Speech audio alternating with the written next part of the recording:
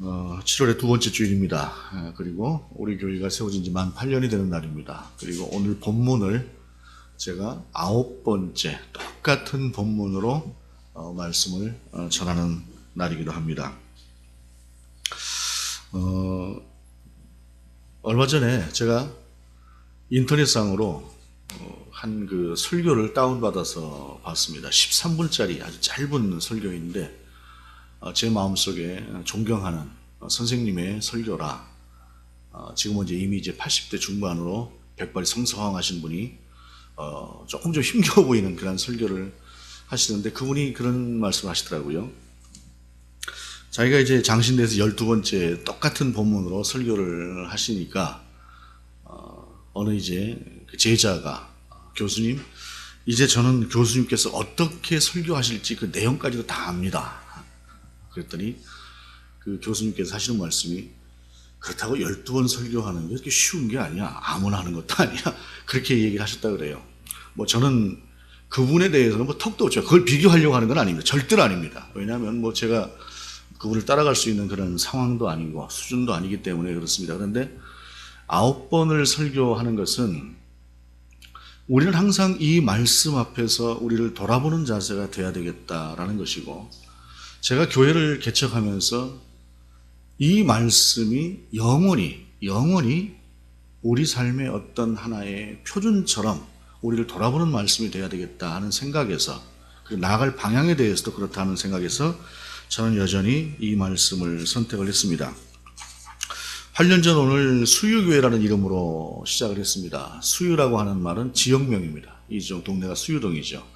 그런데 저는 그냥 그 지역에 있는 교회 동네의 명칭을 따는 것이 제일 좋겠다는 생각이 들어서 수유라는 명칭을 썼습니다만은, 특별히 수유라는 명칭 자체가 한자어가 참 좋아서 썼습니다. 왜냐하면 물숫자에다가 넘을 유자입니다. 물이 넘는다는 것이죠. 이거를 성경적으로, 그리고 이제 영어로 하게 되면 오버풀 클린 워터, 오버풀 워터 이런 말이 되게 돼요. 오버풀 클린은 아니지만 오버풀 워터라는 말이 되기 때문에 넘치는 생수의 강이 흐르리라 라고 하는 그 주님의 말씀과도 연결이 되는 말이라서 수유라는 이름을 붙였습니다. 그렇게 해서 우리 속에서 하나님의 말씀과 하나님에 대한 신앙이, 예수 그리스도에 대한 신앙이 성령과 더불어 함께 살아가는 우리 신앙의 자세가 그렇게 점진적으로라도 어렵고 힘든 이 세계 속에서, 이 세대 속에서 조금씩이라도 이렇게 넘쳐나는 그런 진실한 신앙인으로 세워졌으면 하는 그런 의미를 가지고 이 말씀, 그리고 또 특별히 수유교회라고 하는 이름을 짓게 되었습니다. 오늘은 이 미가라고 하는 사람에 대해서 잠깐 설명을 하고 들어갔으면 좋겠습니다. 미가라고 하는 사람은 이사야나 에레미야처럼 그렇게 뛰어난 선지자는 아닙니다. 이사야 같은 경우는 국제적인 정세를 꿰뚫어 볼 만한 대단히 해박한 해안의 눈을 가졌던 사람이고, 에레미야는 미래를 내다볼 줄 아는 엄청난 능력을 가진 그러한 신앙인이었습니다. 그러한 선지자였습니다. 그러나 미가는 아모스와 비슷하게 그렇게 돋보이지 않는 그러한 선지자였습니다. 그러나 그럼에도 불구하고 그 속에서 진실에 대한 갈망과 거짓이 판치는 것들에 대한 분노가 그 안에 있었던 그러한 사람이었습니다. 분노라고 하는 것은 사실 옳지 않습니다. 분노를 가지고 살아가는 것은 그리 옳은 것은 절대로 아닙니다. 그러나 잘못된 것을 보고, 불의한 것을 보고도 마음속에 분노하지 않는다면 그는 진정한 신앙인이라고 볼 수는 없습니다. 그럼에도 불구하고 저는 여러분에게 분노하는 신앙보다는 그래도 평안을 잃지 않는 신앙이 되라고 권하고 싶습니다. 왜냐하면 그것은 참 힘든 일이기 때문에 그렇습니다. 분노와 함께 진실을 가지고 살아간다고 하는 것은 참 어려운 일이기 때문에 그렇습니다. 어찌됐든 미가는 그런 사람이었습니다. 그런 사람의 눈에 볼 때에 세상이라고 하는 것이, 특별히 예배라고 하는 것이, 이게 도대체가 예배인가? 이게 도대체 제사인가?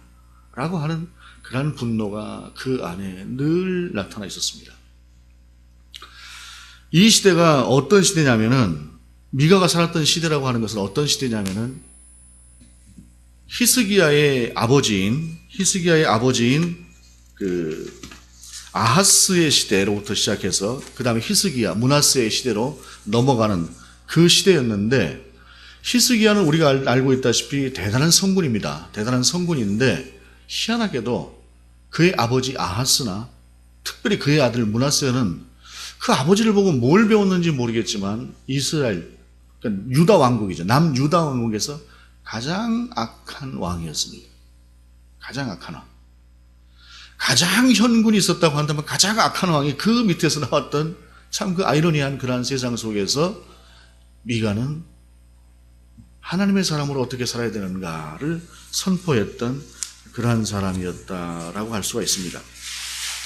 그런 상황에서 본문은 6절에 이렇게 시작을 합니다. 내가 무엇을 가지고 여호와 앞에 나아가며 높으신 하나님께 경배할까라는 말씀입니다.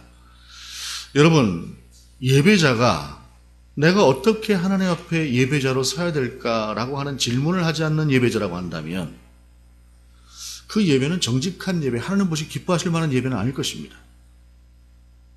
예배자는 늘상 내가 하나님 앞에 드리는 예배를 제대로 드리고 있는가, 예배를 위한 준비를 내가 잘하고 있는가 라고 하는 것이 우리 안에서 항상 점검되는 것, 이것이 예배자의 자세입니다. 매번 그렇게 하는 것은 사실은 쉬운 일은 아닐 것입니다. 그러나 한 번씩 다시 한번 돌아보면서 내가 예배자로서의 지금 삶의 자세를 제대로 가지고 있는가, 나의 지금 드리는 예배는 하나님이 기뻐하실 만한 예배인가 라고 하는 것을 돌아보는 것이 마땅하다는 것입니다. 그렇기 때문에 내가 무엇을 가지고 여호와 앞에 나아가며 높으신 하나님께 경배할까라고 하는 이 질문은 대단히 옳은 질문입니다. 반드시 해야 되는 질문입니다. 그럼에도 불구하고 오늘 본문의 이 질문은 틀린 질문입니다. 왜냐하면 이 질문이라고 하는 것이 하나님을 기쁘시게 하려고 하는 예배자의 자세로서의 질문이 아니라 그 하나님 앞에서 내가 무엇을 얻을까라고 하는 나의 유익이 먼저 생각되는 자세로 나아가면서 일종의 하나님과의 거래를 시도하는 물음이기 때문에 이것은 틀린 질문이라고 하는 사실입니다. 전제가 틀린 것입니다. 나를 창조하신 하나님, 나를 위해 십자가에 달려 죽으신 예수 그리스도, 부족하고 연약하고 날마다 넘어지고 자빠지지만 그럼에도 불구하고 나와 함께 하시는 거룩한 성령, 삼위일체 하나님께 감사와 찬양의 예배를 먼저 드리는 것이 아니라 천지와 만물을 주관하시고 그 모든 것들을 움직이시는 하나님께서 내게 무엇을 주실 것인가 라고 하는 것, 내가 좀 무엇을 얻을 것인가 라고 하는 그 자세로 이 질문을 한다면 이것은 틀린 질문이라고 하는 사실입니다. 질문 자체는 맞지만 그러나 전제가 틀려진 질문이다라고 하는 사실입니다. 그리고 그 전제가 틀린 질문이라고 하는 것은 뒤에 나오는 것으로 볼 수가 있습니다. 내가 번제물로 1년 된 송아지를 가지고 그 앞에 나아갈까? 여기까지는 틀리지 않습니다. 번제물로 하나님이 기뻐하시는 어떤 제물을 어떤 걸 가지고 갈까? 좋은 질문이죠. 전에는 1,000원짜리 한 장, 500원짜리 한 장 하나님께 드리는 헌금도 항상 새돈 아니면은 다리미로 다려서 그렇게 가지고 왔습니다. 그렇게 드렸습니다. 요즘 젊은 세대는 그것을 이해하지 못할 수도 있어요. 그러나 하나님께 드리는 거룩한 헌금인데 가능하면 깨끗한 돈, 가능하면 깨끗하지 못하다고 해도 데려서 가지고 나오는 그 자세라고 하는 것은 분명히 옳은 것입니다. 헌금 하나를 드려도 하나님 앞에서 어떻게 드릴까 미리 준비하고 미리 깨끗하게 해서 가지고 나오는 자세, 오늘 본문에서 말하는 어떤 재물을 가지고 나아갈까 라고 하는 자세까지는 맞다는 것입니다. 그런데 그 뒤에 나오는 것이 여호와께서 천천의 순양이나 만만의 강물 같은 기름을 기뻐하실까라고 하는 장면에서 문제는 생기기 시작합니다. 양을 1,000마리 드릴 만큼, 10,000마리를 드릴 만큼 부요한 것이죠. 넉넉한 것이죠. 많은 것이죠. 오늘날로 말하자면 뭐 수억, 수십억을 헌금할 수 있을 만큼 넉넉한 삶인지 모르겠습니다.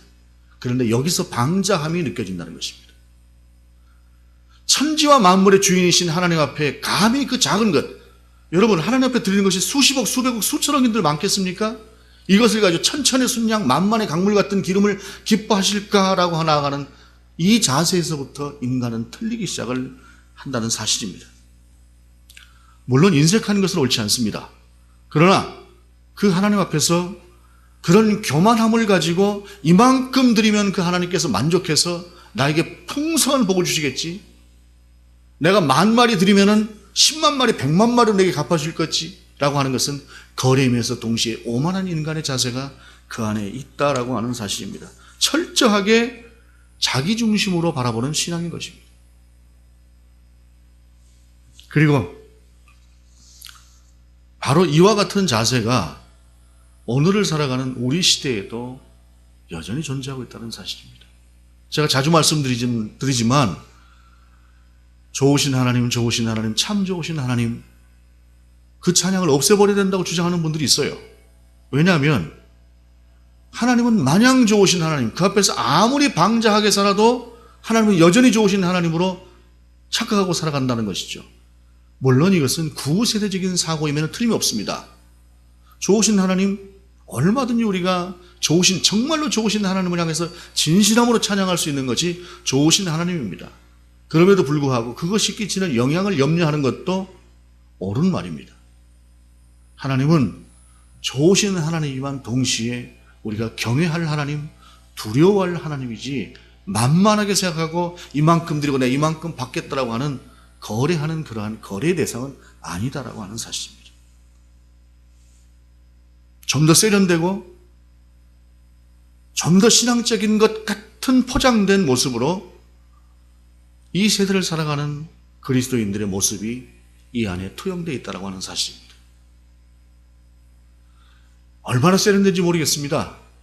겉으로 볼 때는 정말 대단하게 하나님 찬양하는 것 같은 그런 찬양. 어찌 보게 되면 막 악다구니를 쓰면서도 세상 속에서 그냥 막 지독하다는 소리 들어가면서도 그래도 그 마음 속에서는 하나님을 향한 두려움이 있고 경외심이 있고 하나님을 향한 열정이 있는 그러한 사람들에 대한 비판은 능하면서도 그들이 갖고 있는 그 진실성이라고 하는 것은 완전히 빼버린 상태에서 세련된 죄악을 짓고 있는 그러한 그리스도인이 이 세대에 많다라고 하는 사실입니다. 저도 그런 사람 중에 하나일 수 있다라고 하는 생각을 합니다. 하나님 앞에 나아가는 자세가 진정성이 없다고 한다면, 진실로 돌아보는 돌아봄이 없다고 한다면 그것은 거짓된 신앙일 수 있습니다. 그리고 오늘 본문은 7절에서 극에 달합니다. 7절 하반절의 말씀을 보게 되면 내 허물을 위하여 내 맏아들을 내 영혼의 죄로 말미암아 내 몸에 열매를 드릴까라고 말씀하고 있습니다. 내가 허물이 있으면 내가 하나님 앞에서 죄를 뒤집어 쓰고 베옷을 입고 금식을 하면서 기도해야지, 내 허물을 위해서 내 맏아들을 드리겠다라고 하는 것은 극한의 이기심이죠. 내 자식을 제물로 삼아서라도 하나님 앞에 벌받지 않겠다는 이야기 아닙니까, 이것은? 그런데 여러분, 실제로 있었습니다. 이것이 열왕기서 보면서 여러분 보셨죠? 얼핏 지나가셨을지 모르겠습니다만은 열왕기하 16장 3절에 히스기야의 아버지인 아하스가 실제로 자기 아들을 불가운데로 보냈습니다. 히스기야의 아버지인 아하스가, 그 다음에 열왕기하 21장 6절에는 히스기야의 아들인 므낫세가 자기 아들을 불가운데로 보냈습니다. 왕이 왕자를 자기 허물을 위해서 불가운데 보냈습니다. 아하스나 히스기야의 아들 므낫세는, 특별히 므낫세는 가장 악한 왕이라고 칭해지는 사람입니다. 그런데 그도 그 입으로는 하나님을 불렀습니다. 그리고 그 하나님이 두려워서 자기 아들을 제물로 바치기도 했습니다. 자기는 최선을 다한다고 했을 것입니다. 그런데 그 안에 하나님께서 원하시는 것이 무엇인가라고 하는 것에 대한 질문은 전혀 없었고 그것을 들으려고 하는 자세는 전혀 없었습니다. 오직 자기 생각, 자기가 옳은 것으로만 했던 것이죠. 맏아들이 얼마나 귀하겠습니까? 자식이 얼마나 귀해요? 그 자식도 하나님 앞에 불 가운데 드렸는데 내가 드릴 거 다 드렸지? 천천히 순양 만만의 기름보다 훨씬 귀한 거 드렸지?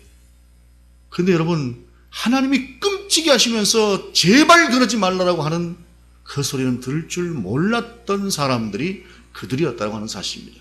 이것이 미가가 살고 있었던 시대의 엄연한 현실이었습니다. 왕이 그럴진데 백성들의 삶 속에 그런 것이 없었겠습니까? 이것이 그 시대의 모습이었다는 것입니다. 오늘을 살아가는 우리의 시대도 포장된, 왜곡된 이와 같은 모습들이 있을 것입니다. 그리고 그것은 그리스도인이라면 누구도 예외 없이 우리 모두가 그 책임에서 자유롭지 않은 것입니다. 비판할 것을 마땅히 비판해야 되겠지만 하나님 앞에서 나도 책임이 있다고 하는 사실을 인정하지 않을 수 없다고 하는 사실입니다. 한 가지를 물어보겠습니다, 여러분. 여러분은 하루를 살아가면서 또는 한 주간을 살아가면서 얼마나 신앙적인 갈등을 하고 살아갑니까? 여러분 속에. 저는 여러분이 평안한 상태를 늘 유지하고 살아가기를 바랍니다. 평안은 하나님께 주시는 분명한 복입니다. 그런데 그 평안 속에서도 아이고 내가 예수 믿는 사람으로 그리스도인으로 또 그 부분을 그렇게 했구나 라고 하는 마음, 하나님 제가 또 그랬네요 라고 하는 마음이 여러분 속에서 자주 일어나야 그것이 그리스도인입니다. 아무렇지도 않게 일주일 보내고 그러고 이 자리에 나와 있다고 한다면 여러분 신앙 병든 신앙입니다. 내가 무엇을 가지고 여호와 앞에 나갈까? 오늘 본문에 나오는 사람들처럼 전제가 틀린 그러한 질문이 아니라 정말로 나를 구원하신 하나님, 나를 창조하신 하나님, 이 부족함에도 불구하고 여전히 나와 함께 하시는 성령님, 그 삼일체 하나님께 내가 어떻게 예배를 드릴까? 어떻게 예배자로서의 삶을 살아갈까? 라고 하는 것이 순간순간마다는 아니라고 할지라도 그래도 여러분 속에 자주 일어나야 그것이 그리스도입니다. 본문은 그런 질문을 하는 사람들에게 8절에 이렇게 말씀하고 있습니다. 사람아, 주께서 선한 것이 무엇임을 내게 보이셨나니 여호와께서 내게 구하시는 것은 오직 정의를 행하며 인자를 사랑하며 겸손하게 내 하나님과 함께 행하는 것이 아니냐라고 말씀하고 있습니다. 이 말을 가장 쉽고 간단하게 이야기하게 되면 더불어 함께 살아갈 줄 아는 삶입니다. 더불어 함께 살아가는 사람들과 함께 그들에게 내가 예수 믿는 사람으로 욕먹지 않고 그래도 예수 믿는 사람답게 마음으로라도 베풀며 살아가는 그러한 삶을 사는 것이 바로 오늘 8절을 통해서 주시는 말씀이다라고 하는 것입니다. 뛰어난 성자가 되는 것은 아무나 되는 것은 아닙니다. 성품도 타고나는 것이라 이게 쉽게 되는 것은 아닙니다. 그러나 우리가 그리스도인일진데 우리 안에 성령께서 날마다 역사하실진데 우리가 하나님 앞에서 어떤 예배자로 어떻게 살아가야 되는가? 겸손하게 우리 하나님과 함께 살아가십시다.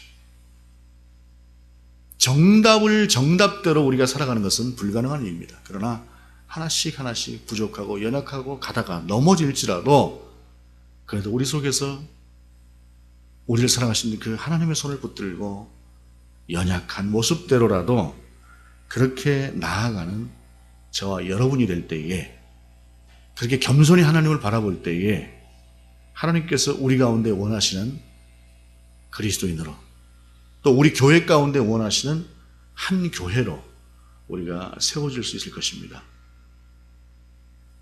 주님 다시 오시는 그날까지 우리는 그렇게 살아가는, 겸손히 하나님과 함께 살아가는 저와 여러분 될 수 있기를 원합니다. 기도하시겠습니다.